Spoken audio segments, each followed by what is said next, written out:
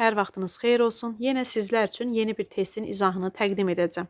Xarrat emalatxanada ağacın gövdəsini uzunluğuna mişarlamaqla material emal edir. Materialın eni 550 mm, qalınlığı isə eninin 80%-nə bərabərdir. Emal edilən materialın qalınlığı neçə millimetrdir? Xarrat hansı mişar materialını emal edir? Yəni, xarrat hansı mişar materialını hazırladı?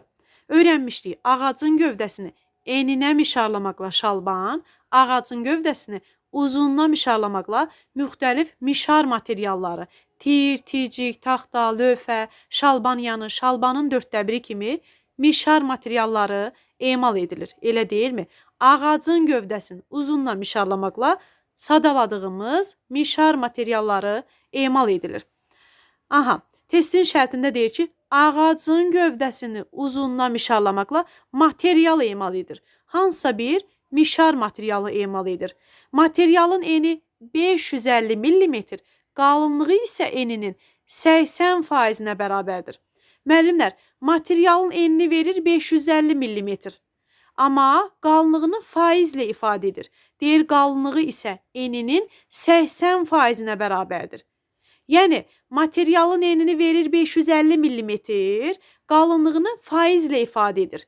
Deyir, qalınlığı həmin o eni nə qədər idi? 550 mm-in 80%-nə bərabərdir. Bu məsələdə də testin cavabını, variantı, doğru variantı tapmaq üçün biz ədədin faizinin tapılmasını bilməliyik. Ədədin faizini tapmaq üçün onu həmin ədədə vurub 100-ə bölürük, elə deyilmi?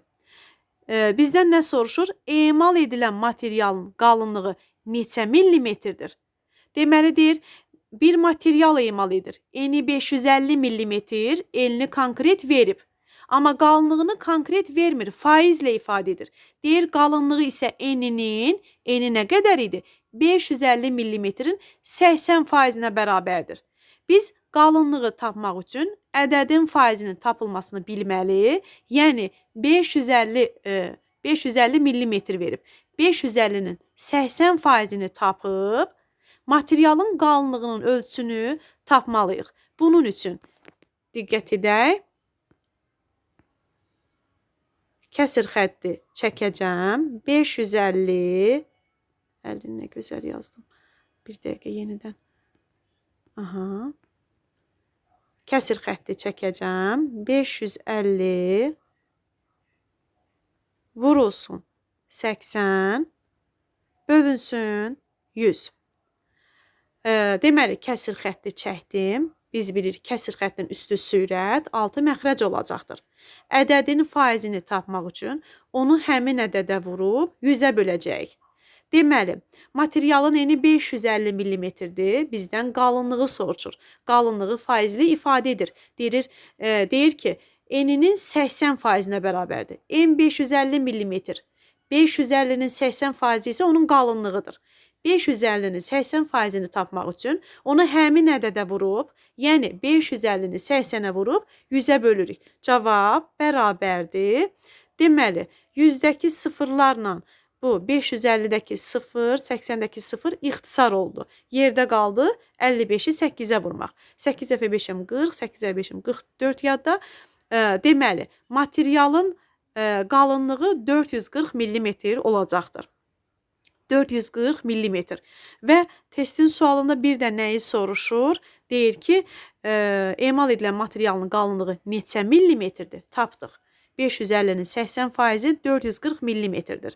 Bəs deyir, xarrat hansı mişar materialını hazırladı? Müəllimlər, mişar materialların hər birini açar məqamları ilə çox rahat yadda saxlamışdıq, elə deyilmi?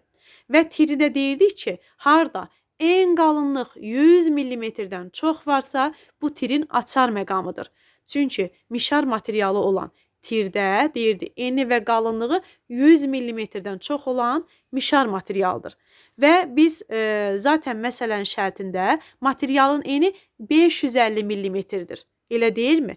Və bizdən şərtdə nə istəyirdi?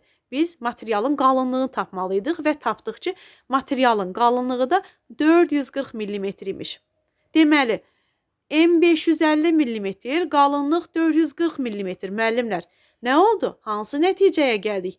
En və qalınlıq 100 millimetrdən çoxdur. Hansı mişar materialı hazırlandı? Təbii ki də tir. Cavab Y variantı olacaq. Qalınlığı 440 millimetr, hazırlanan mişar materialı tir olacaqdır. Y variantı. Oldu müəllimlər, Allah amanında olun.